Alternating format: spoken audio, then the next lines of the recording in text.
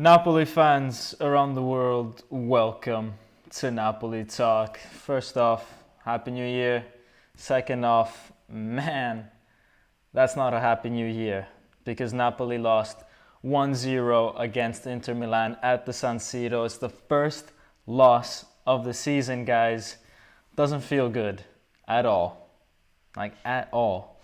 To lose the first game of the season, we were 8 points ahead of Milan heading into this. Now we're 5 points ahead. We've got Inter 8 points behind us. We could have put them 14 points behind us if we had won this game.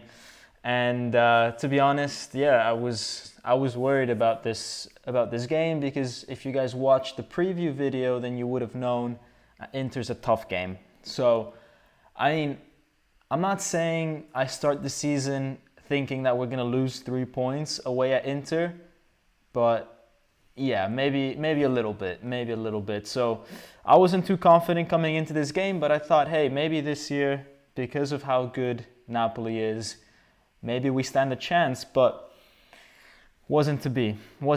Actually, it's the same old story against Inter. They play way too physical for our team, and the refs just allow them to do this.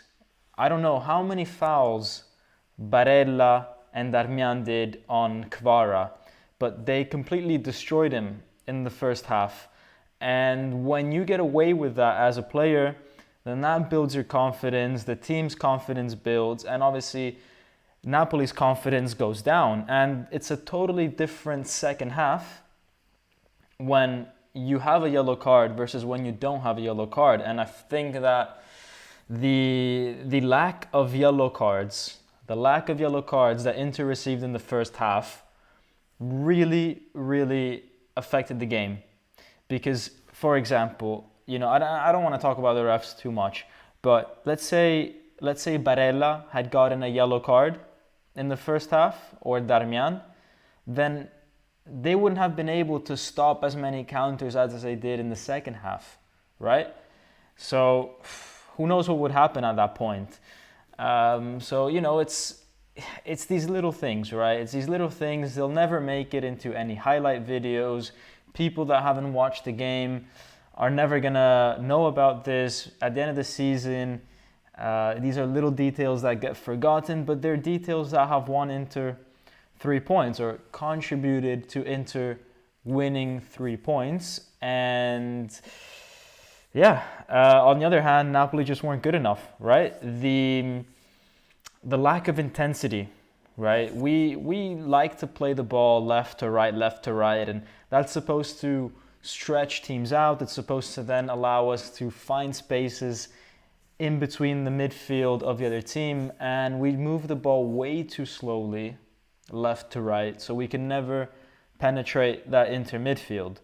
And our midfield really suffered today. I don't think Anguissa and Zielinski were at their best. I was worried, actually, that Spalletti would play all these players coming back from the World Cup as opposed to the fresh players. And we saw that for both Inter and for Napoli. The players that played the World Cup did not look as fresh as the players who didn't play the World Cup. For example, Dzeko was much better than Lukaku. Darmian was chosen ahead of Dumfries, right? Instead, Napoli did the opposite. We chose players to go onto the field that had played the World Cup. Maybe that wasn't the best. Maybe that wasn't the best option. And I mean, in the midfield, right?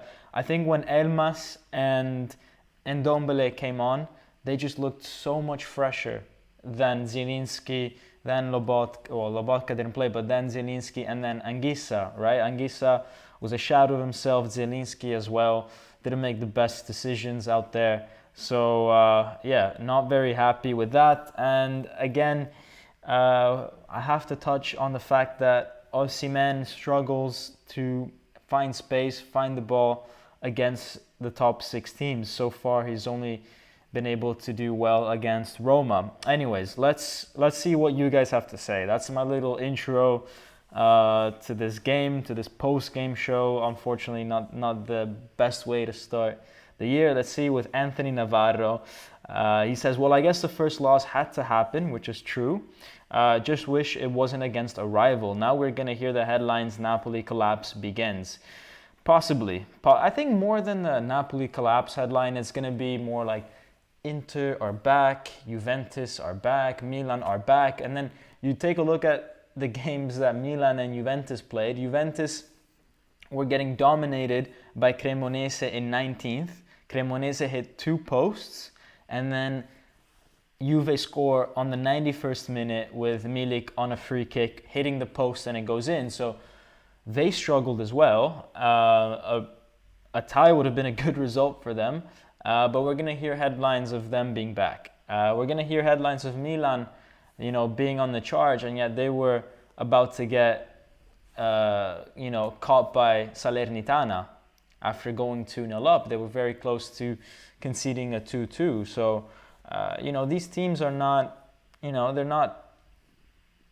not playing fantastic football, and yet they're getting 3 points, which is something that we didn't do today.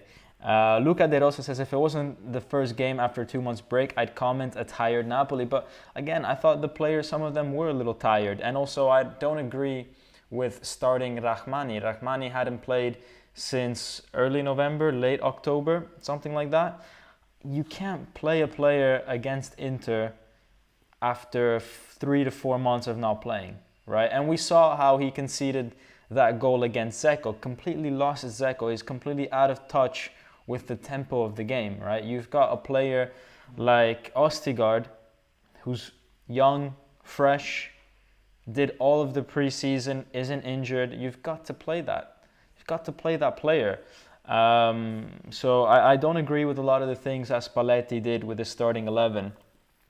Lozano really pissed me off today, says Main. Maybe it's an opinion shaped by the moment in the game he came on. Yeah, he did for me as well. And I don't think he played worse than Politano. I think they were both horrible. And that's the thing that annoys me the most, is that you think that, all right, when one of them plays bad, we've got a backup, which hopefully can change the game for us. But it just always seems to be the case that when one of them plays bad, the second one comes on and they also play bad, right? It's very rare that one of them comes on and they change the game. They either start off really well, or maybe like 1 in 5 games they'll come off the bench and change it, but it's very rare that they'll come off the bench and change it. This game was trash. The team played awful, says ZA. I hate losing to Milan teams and their fans, says Maximus1318. Ex-Brighton says, it's crazy how it's going to be 4 years of having Lozano and Politano and not finding a replacement for both of them. Yeah, it's crazy. It's crazy, right? Because I don't think they're it. I don't think they're it, man. Neither of them. Lozano is missing the basics of football. He can't stop a ball. All right? He's very good at drawing fouls, but that's just because his first touch is so bad.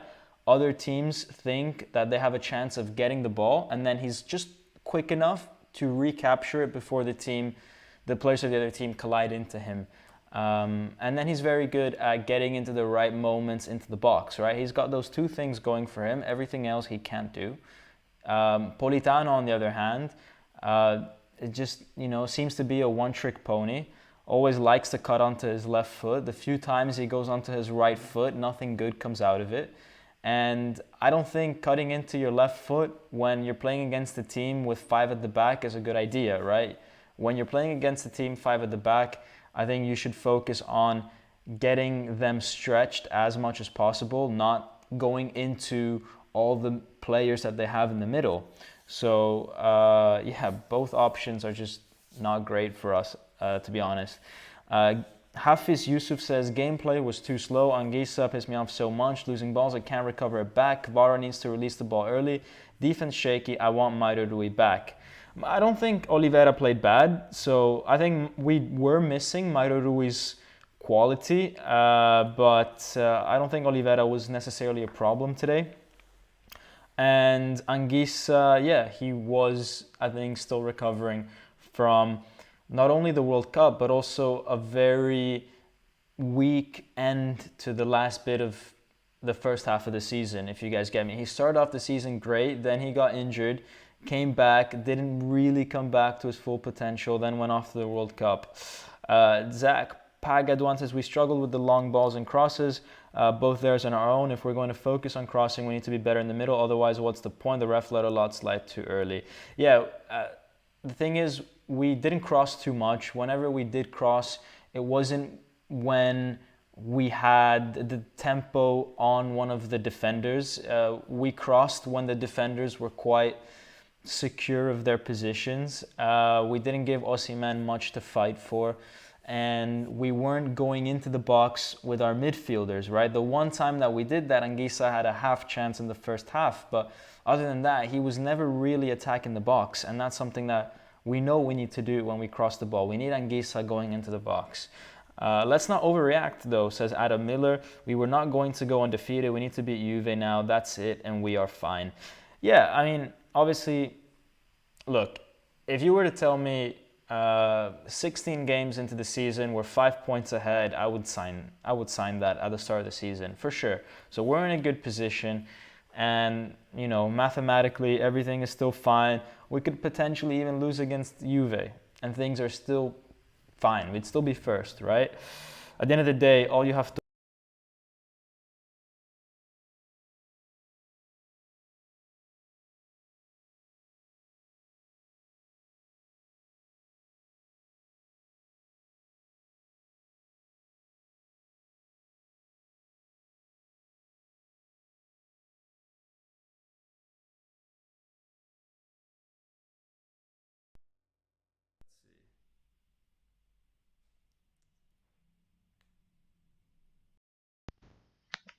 All right, guys. The mic went off for a little bit, so I'm gonna switch to the computer mic. I don't know why that happened, but yeah. Anyways, yeah. I mean, I was saying mathematically we're still fine, so it's not really a problem, right? The problem is the psychological impact that this could have on the game, on Napoli's game, on how we approach the next few games. So yeah, that's the issue. But we're back with the mic. We're back with the mic, right? We're back. So I know you guys are posting that the mic is no bueno on the chat, but I think we're good. I think we're good. Let me actually see if I can go back to the mic that I had before. Let's see if it works now. Yeah, I think we're back. We're back to it working. All right, cool, cool, cool. Right. Let's see. Payment Dadgar, thank you so much for a £449 donation. Even though we lost today, but thank you for your support to the channel. It says, very disappointed, less about undefeated. The performance was poor. I hope it will not be like last year where Inter game started the demise. Yeah. Disappointed for the performance, right? We were talking about the ref, but we were also saying how we didn't move the ball fast enough. Rahmani didn't seem fully fit and concentrated. And yeah, I mean, these games against Inter really show the difference in intensity between the two teams, right? Because you've got Inter that are just on you. They're like a pit bull, right? Just always on you, always trying to get the ball. And even when they foul you, even when they know it's a foul, they all go and protest against the referee. The referee doesn't feel, you know, like he can give Inter these yellow cards that they deserve in the first half because of the pressure that the Inter players and Inzaghi puts on him. Because Inzaghi, he spends 99% of the time outside of his technical area complaining. Whereas Napoli, you know, we take these fouls and we don't dish anything back. Or we take these fouls and we don't complain. You know, I want to see Di Lorenzo maybe step it up a little bit when it comes to this. I want to see him maybe even risk getting a yellow card for protests, but at least making sure that, you know, he stands up for his players, because I felt like they were a little bit alone at times, which I didn't like. But hey, maybe that would have just been a useless yellow card, right? Vincenzo Bertillo, thank you so much, man, for your $13.99 Canadian dollar donation says, Happy New Year, Dom. We must lick our wounds and respond with 3 points on Sunday. Heads up and Forza Napoli sempre. Exactly, man, exactly. Forza Napoli sempre, heads up. And Spalletti now, this is the toughest 3 days for him, right? It's easy when you win. It's easy preparing the next game when everything's great, when enthusiasm is high. Now is, okay, how do you get this team focused again? How do you get this team to respond with intensity against Sampdoria? A Sampdoria team which, needs to fight for relegation, which got 3 points today against Sassuolo. So they're a team that are up for it, It's gonna be tough, right? And then we know the game after that. We know it's Juventus after that. Let's see some more comments. Mike with the $2 donations, which I missed before, says, what do you make of the winter-friendly matches?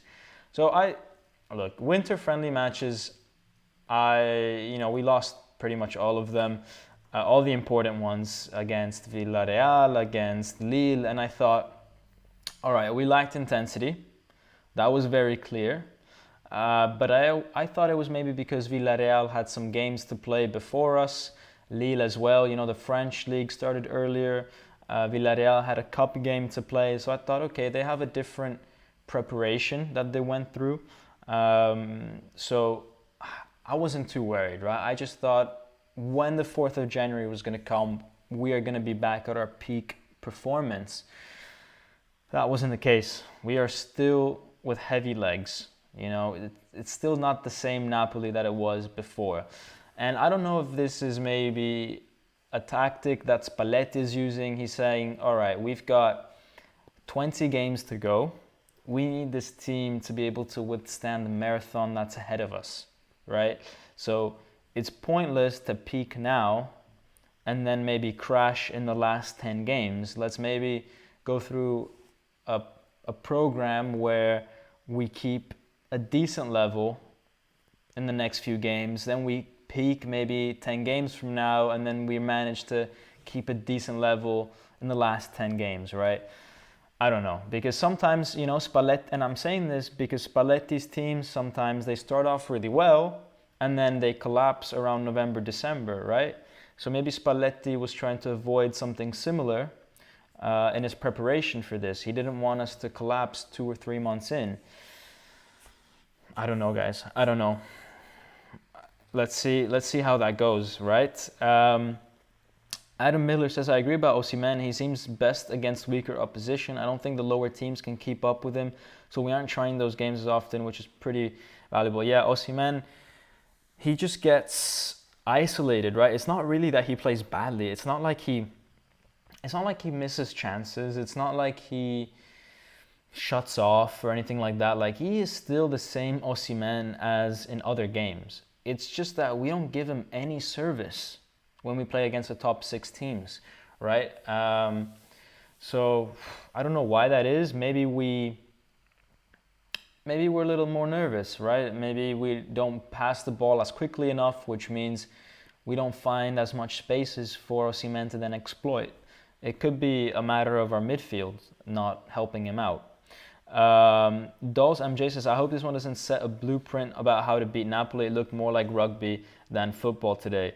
If that's the case, right, if teams are going to come at us like this, then our guys have to step it up, right? We have to go and challenge back. We have to go and not be scared of getting kicked. We have to respond, right? I mean, it's just the way sport is, right? And that's the beauty of football. It's a bit like a war where you've got, the opposition could play dirty, right?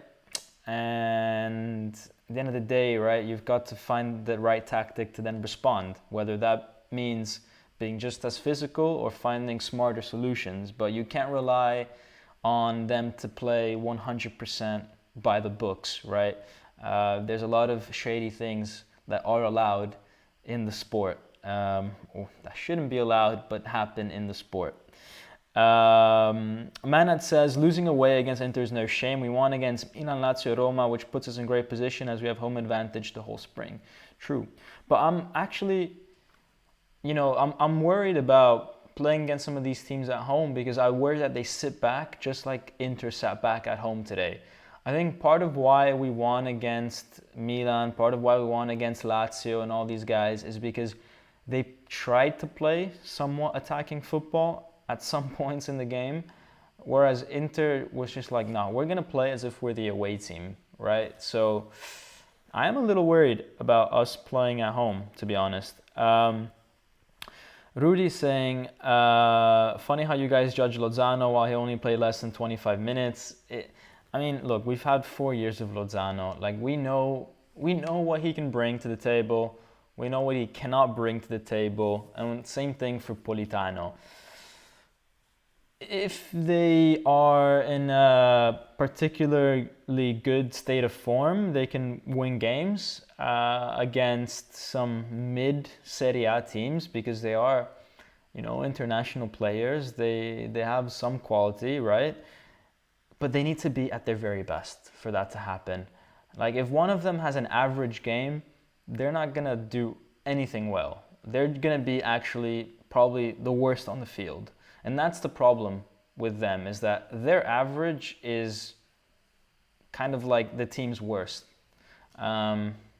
So, yeah, for example, I don't know. For example, let's say Lobotka today, right? He was pretty average, but he wasn't the worst on the field. Politano, instead, this was like an average performance from him. And yeah, maybe you could say he was almost the worst on the field. Only maybe Rahmani was worse than him. And same thing could go for Lozano at times. We have another donation. You guys are being way too kind here. First off, with Uncle Sharma, he says, found some change in Kvara in Skriniar's pocket. I appreciate that, man. The 179 donation, man. Look, we had a little bit of beef on Twitter. Yeah. I basically, so he posted Inter's goal, which was a nice goal. All right, I'll give you that. It was a nice goal. I love the cross by Di Marco. I've been a big Di Marco fan. When we did a video together, me and Uncle Sharma, a few years ago, or was it at the start of last season, I put Di Marco in my combined 11, right? Because I think he's got a wicked left foot, and he crossed the ball perfectly for Dzeko. Yeah, Rahmani could have done better. I don't think he was match fit, but Dzeko took advantage. And he posted a video on Twitter, and then I said, why don't you post the highlights of Barella and Darmian on Kvara, right? They're getting away with everything here. But obviously that was very schoolboyish of me, because that's not how Twitter works, right? Twitter, you can't play the victim on Twitter. You can't. So 1-0 to Inter and 1-0 to Uncle Sharma, right? And he's being very nice with that donation. But yeah, at least they've got some good fans, guys. Some of them. Kvara had to be, EJ Wise with the 9.99, thank you so much, says Kvara had to be double or triple marked, and Politano didn't have a presence, needed another force in the box, needed a loss. Make sure to hit the like button. Yeah, guys, make sure you guys are smashing that like button, right? I mean, I know we lost, right? But we lost because some of you didn't hit the like button last time. That's just the truth. I don't make the rules, okay? That's literally one of the factors behind our loss, is that you guys are not smashing the like button, so make sure you are smashing the like button. But yeah, Kvara had to be double or triple marked, and that's annoying, right? Because when you double or triple mark Kvara, that means someone else is free on the other side, which usually would mean Politano, right? In the first half. Now, for you to get that ball to Politano, because he's free on the other side, you need to move the ball fast. And we were missing that from Zielinski, from Anguissa, from Lobotka. I mean, I remember at times Kvara would pass the ball to Zielinski, and Zielinski would take 4 or 5 touches just to turn around, right? It's too much. You need to realize that there's Politano free on the other side, and you need to get the ball fast to him. Let's see some more. Let's see some more comments. Mike with another $2 donation, guys. Way too much. Lazio did Lazio things today. Why no punishment? Yeah, Lazio getting the L with Sarri. Let's see some more comments, guys. Osimhen and Zielu were bad, says Charge Sizzy. Anthony G says Milik wasn't that bad at Napoli when he was healthy. He just couldn't ever provide in a big game. That's true. And physically, he wasn't very fit. And also, he just didn't mentally want to be here. Milik is one of those guys that just didn't want to be in Naples, man. Like, he wanted, even when he was in Naples, he wanted to play for Juve, right? He wanted that move. He didn't want to go to Marseille after Napoli. He wanted to go to Juve, and Marseille was his stepping stone to Juve. But the reason, I mean, we had beef with him was because he wanted to leave for Juve. So, you know, it's a player that didn't want to play for us. And when you don't have motivation, then it's hard to judge a player because he's not showing his true potential. Visavia saying I'm brutal against Lozano. Maybe. I mean, I'm brutal to him and Politano, right? But everybody played bad today. Everybody played bad. Milik is playing so good, says Strike and Vin. I think we said that. Let's see some more comments. Gianluigi Mazzella says something that was evident today is that we were not physically strong enough to compete with Inter. The intensity was also not there today. Yeah, the intensity wasn't there. The intensity in our passing, the intensity in our there was no pressing today. Physically, we succumbed to Inter, right? We would lose every second ball. We would come out second best on all the 50-50s. And yes, Inter fouled us, right? But I think part of being physical is also being able to then give that back. And we didn't give that back to Inter. And yeah, I mean, could we have received a few yellow cards if we did that? Possibly. But you gotta at least try once, right? You gotta try once to see if that's gonna be the case. And I don't feel like we even tried that. So, yeah. Ossi should have been opening better. He's always waiting for the ball to be at his feet. I mean, it's tough for Osimhen because he's playing against 5 defenders. And actually, I think, look, guys, I was looking at the game, right? And obviously, I was looking at the game. So were you guys. But what I didn't like was also Kvara being way too far away from Osimhen. I would like it if they could be closer in the field, and I would like it if Kvara could be closer to the box. Instead, we were seeing Kvara all the way on the touchline. At times, Oliveira from left back was coming in the middle, right? And he was closer to the box than Kvara. For me, that's absurd. You need to have Kvara closer to the box because if they touch him and he goes down, you've got a much more dangerous situation there than if he's out there on the wing, right? So, I don't know. I wasn't very happy with that starting position, and I don't think that benefits Osimhen because I think Osimhen, you know, he's very rarely going to be able to find a way to beat 3 central defenders with crosses coming in, especially when those central defenders are the likes of Bastoni, Acerbi, and Skriniar. Maybe you can get away with it with mid-table teams. But when it's those 3, you're not going to win a header against 3 of them, right? On your own. So I think what you need to do then is to have someone like Kvara come to the box, get a bit of chaos going, and then maybe from there you can find some space for Osimhen, right? But having Kvara start all the way on the wing, it's useless. Let's see. If Napoli want to win the league, we should buy players that have a name, not some unknown like Lobotka or Elmas. Look at the Inter Milan teams; they're full of big name players. Says Striking Vin. I don't agree with that, man. Lobotka has literally been one of our best players. I'm gonna say that's the worst comment I've seen you make, Striking Vin. And you make some good comments, bro. What happened there? I know you're frustrated, but damn, bro. That wasn't the best. That wasn't your best moment. Don't take that personally, because you've had good moments, right? But that wasn't your best moment. Jacksu says, hello, just coming in here. Wanted to say that this looks like the last year. I know we shouldn't overreact, but we know how Napoli is. Also, our form looks bad, so that's the most worrying. Look, our form, I think it can only improve, right? I can't imagine us having this form continue. I think we did a very heavy preseason, and the legs are still a bit tired. And I think that preseason is geared towards not falling apart in April, May, when it matters the most, right? And we've got big games also in April, May. So yeah, the form, I think we're going to recover. What disappointed me was that I thought that this team mentally was better. I thought, we played against Liverpool at Anfield.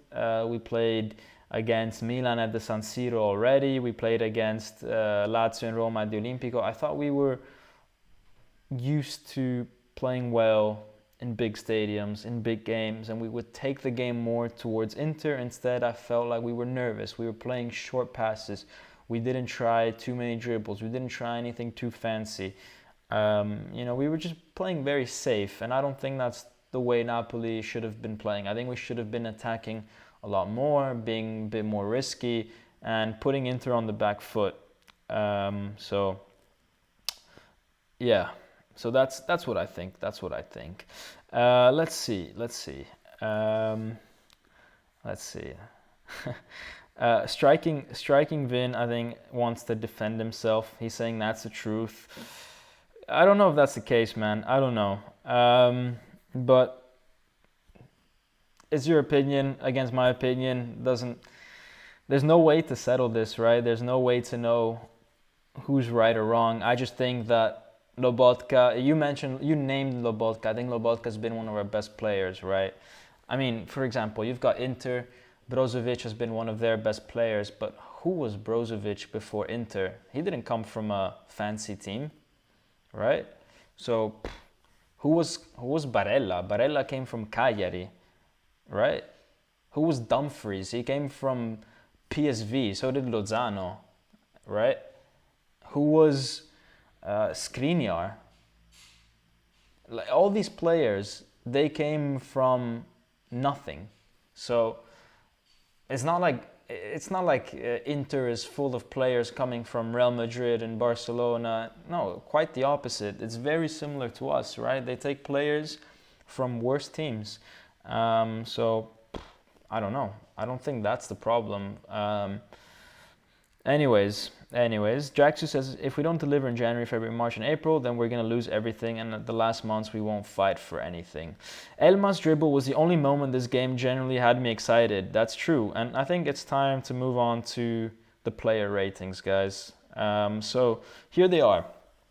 And for me, the three best players on the field were Kim, because even though we lost, even though we conceded a goal, he had Lukaku in his pocket, right? Lukaku could have been playing for another 300 minutes and he would never have even got close to scoring with Kim on the field marking him. On the other hand, on the right-hand side of the defense, you've got Rahmani and Di Lorenzo, which didn't do well. Di Lorenzo, I think, could have done better to prevent Di Marco from having all that space to cross the ball for the Inter goal. And also, I think that as a captain, he failed today. I don't think we entered the game the right way. I don't think we then entered the second half the right way in terms of mentally. I don't think he defended the players enough when they were getting all those fouls against them. I don't know. Di Lorenzo, not too good today. And then Rahmani, just out of condition, right? He never even once looks at Dzeko in the goal that we concede. He's completely lost on where he needs to position himself, made a few other mistakes. I wouldn't necessarily say it's his fault because he's not been playing for 3 to 4 months, so I can excuse him a little bit. I would say this is more Spalletti's fault for even playing him, right? I think he should have gone for Ostigard or Juan Jesus because, these guys are guys that are just physically in a better state than Rahmani. And we spent 2 months without Rahmani. I don't see why we had to rush him back It just, I don't know, didn't really make sense. The midfield, we talked about it, right? They weren't passing the ball fast enough, and that compromised the attackers because we couldn't find spaces for them. And yeah, they didn't win the midfield battle. There was 3 against 3 in the middle, and they didn't win it. So, I mean, yeah, we had the ball, but the physical battles, right? Whenever there was 50-50s, very rarely did they go our way. Lobotka a little bit better than Anguissa and Zielinski. Zielinski missed a very good chance in the first half with a shot that he took with the outside of his right foot and went miles wide. So not very good. Politano instead gets a 5, as does Osimhen. I thought they were, Osimhen didn't get a lot of service, but also the few times that he touched the ball, it was never that clean. It was never that composed. Maybe he could have done a few more things to worry the defenders, right? So, for example, sometimes, you have to try to be on the offside line and call for a pass over the top or, behind the defenders. And even if you do get an offside, right? Even if you are a meter ahead of the defenders, right? And you know that you are a meter ahead of the defenders, like that's still good in the long term. Why? Because it sort of like starts to put the defenders into a situation where they're reminded that you have that in your arsenal of things that you can do, right? That you can run in behind them. So all of a sudden they don't know if they need to mark you short or long or this, and you become a little unpredictable. Whereas Osimhen was only coming in to receive the ball in the middle, never made a run behind Skriniar or behind Acerbi, which I found very odd, right? I would have thought that he would have put Acerbi more on his toes and tried to expose the lack of speed that Acerbi has, but no, he never quite did that. And Politano, just lacked quality. Got plenty of the ball in the first half, especially, and never was able to do anything. Never put in a good ball. Never really put in a dangerous, situation for us. Kvara, look, he tried, but Spalletti put him all the way down the touchline, and he was getting abused left, right, and center. With Barella and Darmian kicking him and all that, but even then I think he could have done more. It seemed like in the second half he didn't want the ball, right? I almost felt as though he knew he was going to get kicked if he got the ball, and so he didn't really want it. He didn't really look for it, right? I've seen Kvara in other games coming into the middle wanting the ball. This time a bit less maybe. So not too happy with that. Lozano we talked about, pretty much same thing as Politano. But then the other guys, Ndombele did really well, I thought. Changed the tempo of the midfield. Elmas got us excited. Few good dribbles. As who said that? Someone said that in the chat before. I can't remember. Someone said that when Elmas came on, things were a little nicer. It was Mean said that. And yeah, I agree. It was literally the only good thing that we did in that game. So he gets a decent score. And Raspadori, he tried. He had a good effort, saved. I think we could have done better overall. And Spalletti, he gets a 5 out of 10. Not good enough. I think we played into Inter's game. We didn't really have too many solutions.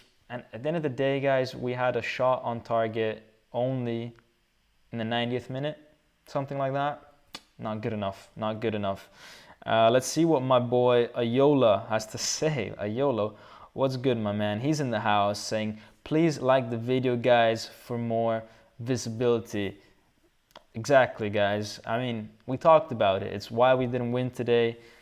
I posted a video. You guys didn't like it enough. Napoli loses. It's math, all right? Trust me, I did the equation. I'm going to put it on the next time, likes equals wins.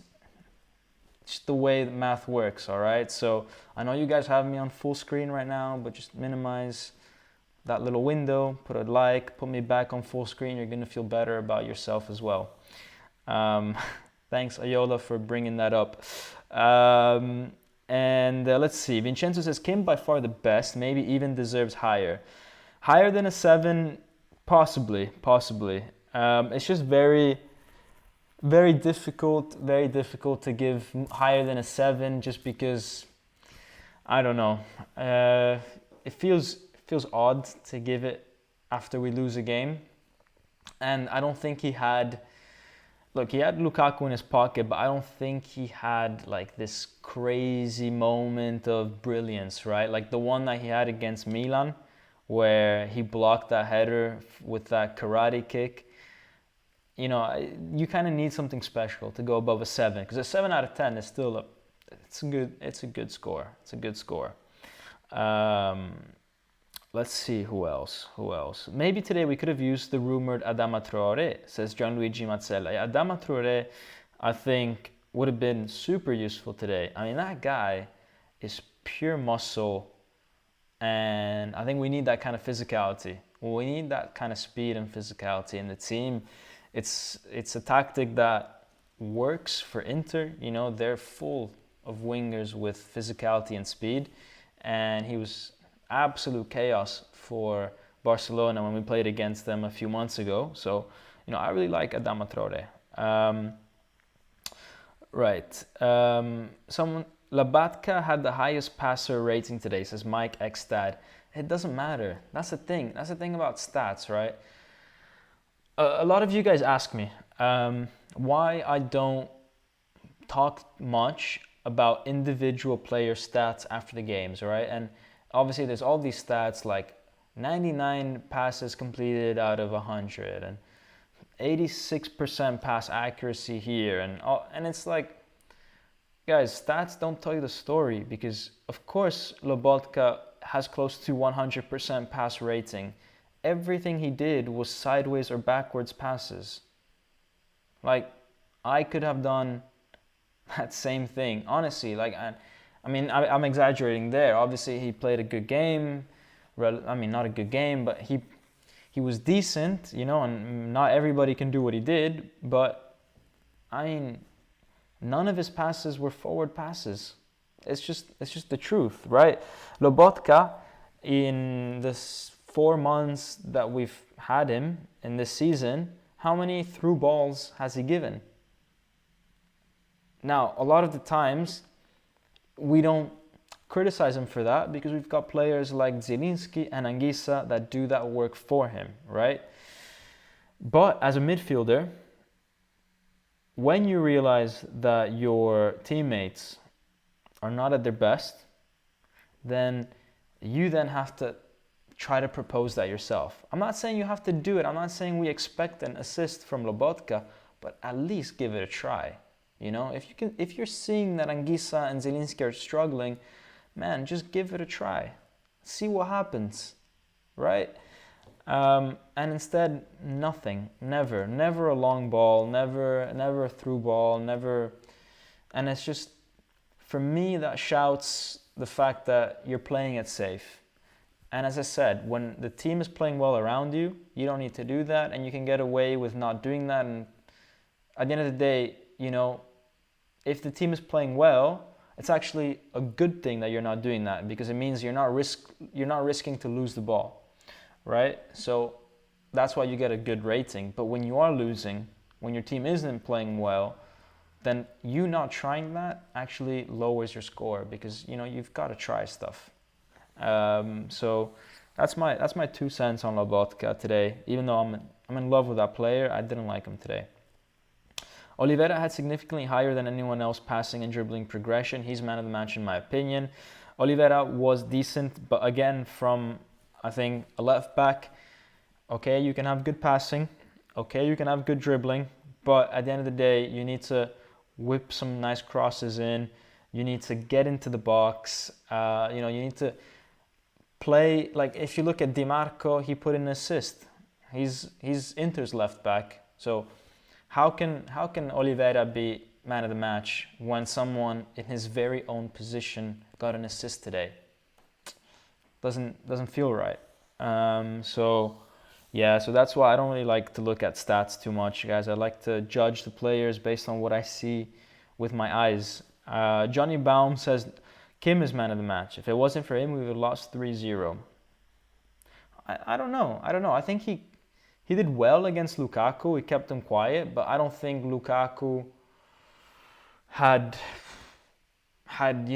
2 or 3 crazy chances to score, where Kim did something very, very special to stop that. I think Kim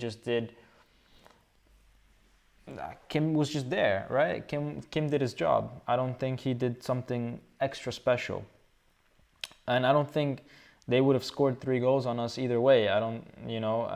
Maybe Darmian should have scored in the first half against us, when he had that chance that he put over the bar. But, Lukaku actually could have scored a goal, but it fell on his right foot. And, Kim wasn't there on either of those chances to try to stop them. So I can't say that it was 1-0 just because of Kim. I think if Inter took those chances, it could have been 3.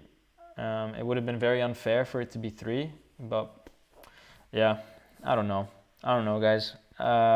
Maybe I'm being harsh on the players. Petik says we shouldn't give 5.5 to Kvara just because he's the beloved. He didn't have enough space. Look, 5.5 because I think we judge these players also based on what we expect them to give us. And to some extent, Kvara, we expect a lot from him. So that's affecting the score a little bit. But on the other hand, I also think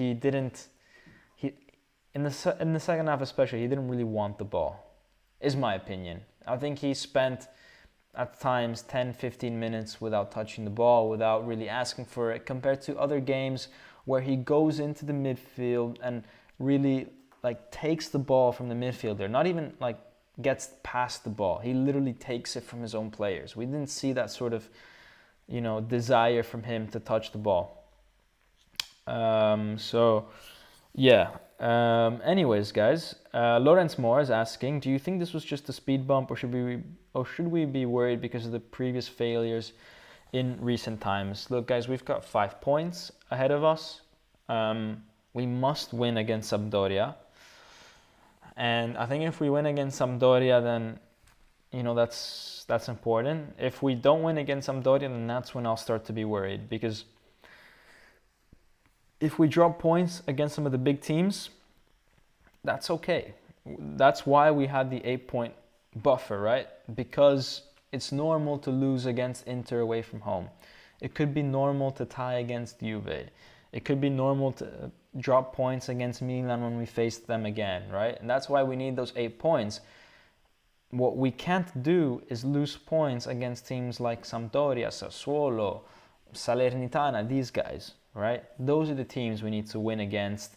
And if we win against all the, bottom 15 teams, then I think we should be good, because look, Inter, Milan, Juve, they're not going to win all the games against all the big teams either. They're going to drop points between each other as well, right? So all we have to do really is make sure we don't lose all those games, and then we have to make sure that we win all the games against the bottom 15. So, or bottom 14. I'd only worry if we lose against Sampdoria or if we drop points against Sampdoria. Other than that, I'm not too worried in the long term. And also, guys, maybe losing isn't the worst thing that could happen to us, because at the end of the day, we've got these 5 points. The guys now know that they need to keep the concentration levels high. They're going to keep the intensity high. There was a risk if we had won this game. I was speaking about it with my uncle. This was actually his theory. If we had won this game, there was a risk that we would then switch off. And when you switch off, then you start to lose 1 game, 2 games, and it's very hard to switch back on, right? And then that can be very risky. it's more risky to think that you've won it and then realize that you haven't won it than if you lose a game but you're mentally like, okay, yeah, we need to stay focused, right? I don't know if that makes any sense, but I think maybe it made sense. I don't know. If it didn't make sense for some of you, don't worry. I just didn't explain it very well. It's not a you problem. It's a me problem. So yeah, there's a bit of a convo here about our history and all that, and I do think that actually, this was maybe more of a problem in the past. I think players of the past, the Insignes, Koulibalys, Mertens, all these guys, I think they were a bit scarred from previous losses and previous Scudettos gone bad in the final moments, and they really felt the pressure and cracked under pressure. I was hoping this team would have a sort of blissful ignorance heading into these type of games, feel a bit less of the pressure, and use their youthfulness and ignorance to play well.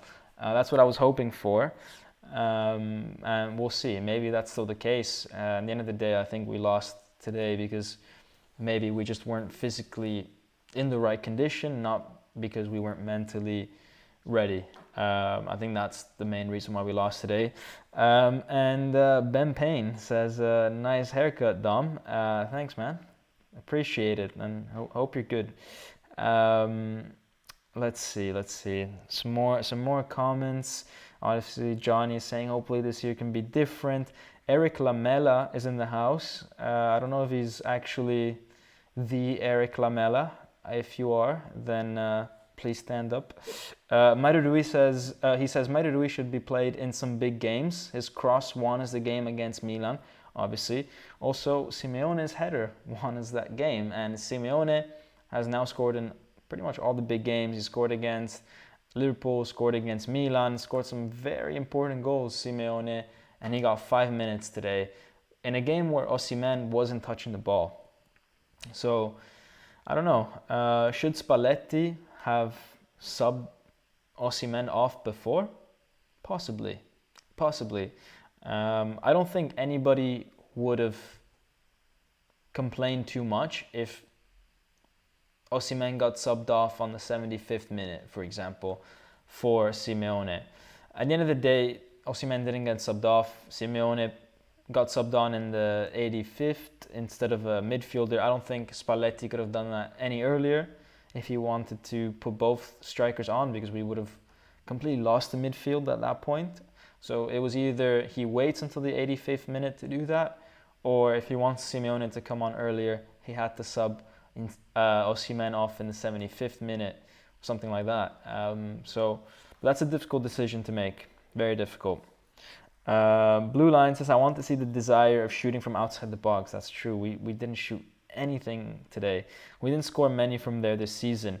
One player that can do that is Ndombele. So who knows, man? Maybe we should have played him. Maybe that should have been something to consider during this game. We were struggling to get any shots away. Maybe playing Ndombele from the start of the second half could have, I don't know, maybe he could have had a chance or two in the first few minutes of the second half to shoot.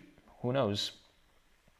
LKLDL707 with the $4.99 donation. Thank you so much, man. Yeah, let me know if you have a question, bro. You made a donation, so you get priority over asking questions. Jacksu, in the meanwhile, says Spalletti is always too careful against top 6 matches, and we either win a 1-0 or just lose. Most of the time, he's too scared to do something risky, and usually we suffer. That's true, and also I don't like our approach to these games. We seem scared. I don't think he prepares these games very well. I think he doesn't do enough to reduce the pressure on the players. Actually, before every big game, he tries to hype it up a lot. Before this game, he was talking about how he wants Napoli to explode with joy, all this, that, and the other, and it's great. It's very nice to hear, but I'm thinking if maybe that's putting too much pressure on the players, right? Who knows? Lawrence Moore says, did you think Spalletti's choice to play Rahmani was right? He hasn't played a game since the Milan match, and today he was probably our worst player. No, I don't think that's right. I don't think, I think you are right, Lawrence. I don't think Spalletti was right, and we said it before.